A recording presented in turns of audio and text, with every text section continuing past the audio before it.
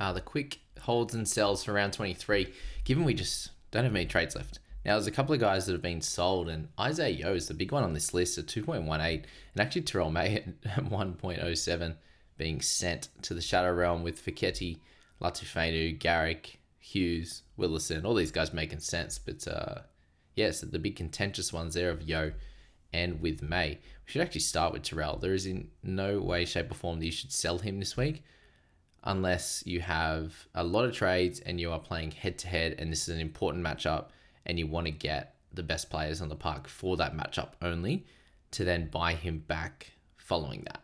If you're an overall player, there is zero chance that you should sell him, but that number is going to be interesting given he's exactly 100% owned in the top 5,000. So head-to-head only, and you have to have like 8 trades plus, I think, 7 trades plus to be able to successfully complete that strategy.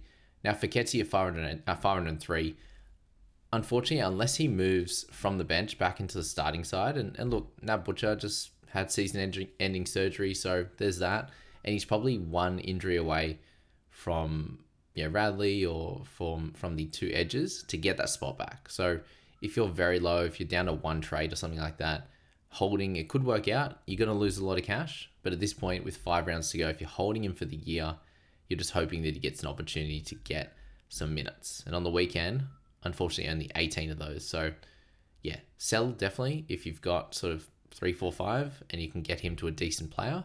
But if you are under that, that's a question.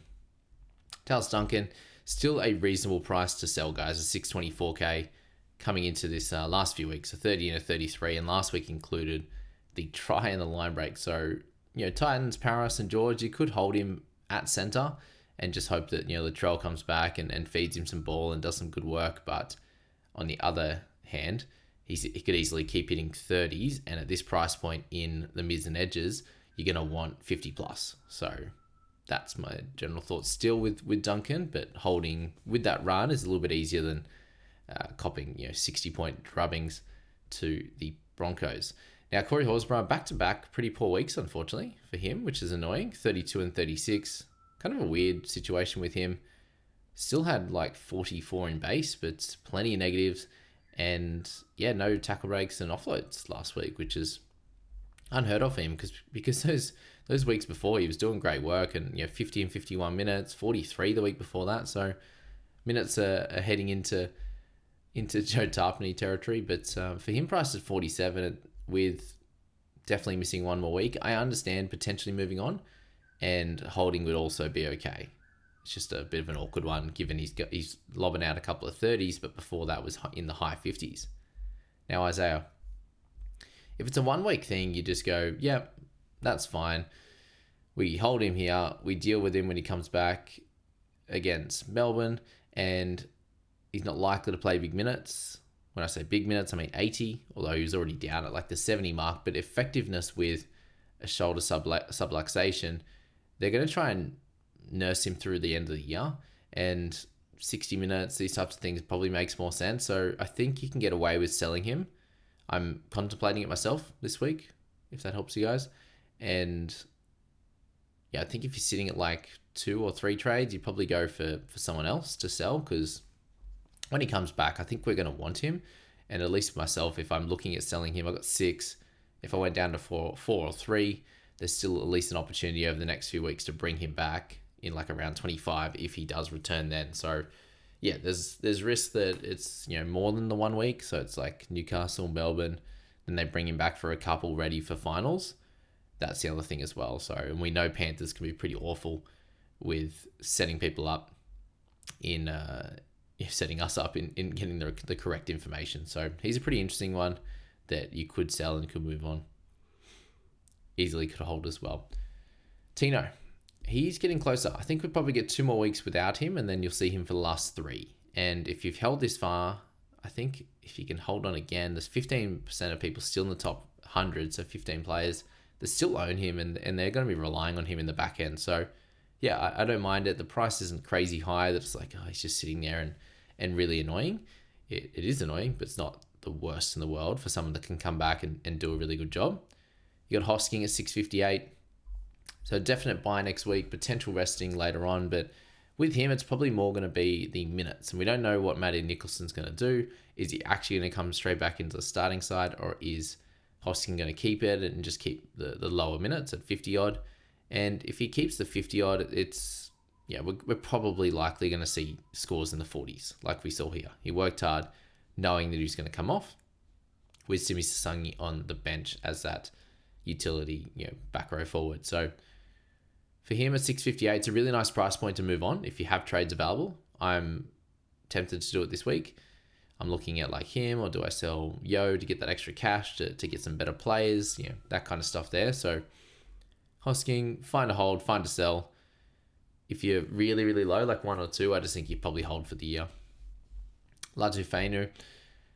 Now he's done basically as a relevant player. I think there's a chance that he does move back to 7 and they bring Dewey back to 13, but the way that Dewey played, it's going to be very, very difficult to see him keep that, or to see him lose that role for Dewey. So with Latu at 370k, if he's going to bench it for the rest of the year, he's going to lose that value. But again, doesn't matter too much apart from this week. If you can move him on for someone that, if you got a little bit of cash in the bank, or if you can go down to Wishart or something like that, you're going to get much better returns from someone like that in your 17 or in your 21. And it's probably more just a clean up the edges type of move to get rid of Latu this week. I doubt he's going to help us anytime through the end of the season, and still has a bit of value at 374. Tanah Boyd, 542. Just one bad game out of the 3 since his return. So 56, 49, 47 into that 27. So if you can remove those ridiculous 8 missed tackles, give him a little bit of attacking stat, then he should generally go back to where he was before, increase the number there back into the 20s. So it's a few of those things. Get the odd force dropout back, a few extra run meters there, the odd tackle break, a couple extra goals. They've got still a really solid run, and I think he's completely fine to hold. You've got guys like Burton as well in a very similar boat that's a bit up and down in their scoring as well, but we saw Tanner had 3 very consistent games and 1 bad one, so don't write him off just from that. Foketi is 690. Again, with him, he's been super consistent and then just had the 1 low score. 360s in a row with a 59 before that shows that, he'll be fine, and you want him definitely. Even with the bye coming up, he should score well this week. Galvin, apparently a bit of trouble with his hand, which isn't great.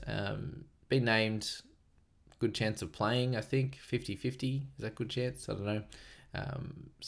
With him, I think you just have to hold and hope. If they find out that it's like a 3-week injury or something, then maybe sell. But outside of that, it's a hold. Garrick, as I keep saying, the last 4 games are really nice for them. Tigers, Dolphins, St. George, and Warriors. I think that's worthy of holding him for the rest of the season at 512. Now, if you've got some easy ways to move on from him, if you're pretty well covered elsewhere and you've got a lot of trades left, or it's going to be helpful for a head-to-head, then sweet. But there's a decent chance he moves back to centre. I think Tommy Talau should go back to wing, but we like him at centre a bit more, and then he could have 1 or 2 games against these guys, and you can loop him week to week, different things like that. That's what I'm thinking of, but moving on is completely fine. It's just at a pretty awkward price. Drinkwater, again, the run is not too bad for them. Parramatta should be actually fairly hard. Newcastle, Tigers, Broncos, it's fine, and the price is there. He'll have his odd average game like we saw on the weekend, but before that he was 48, 54, 35, 62, 61. So he's still got decent scores in him. The worry was the loss of goal kicking and the lack of general play kicking. So maybe there's a little bit of a problem with his, for him kicking. I'm not sure, but could just been like, Labour, you focus on that, and we'll focus on different other parts of our game in game and with the team. So interesting. Still a hold.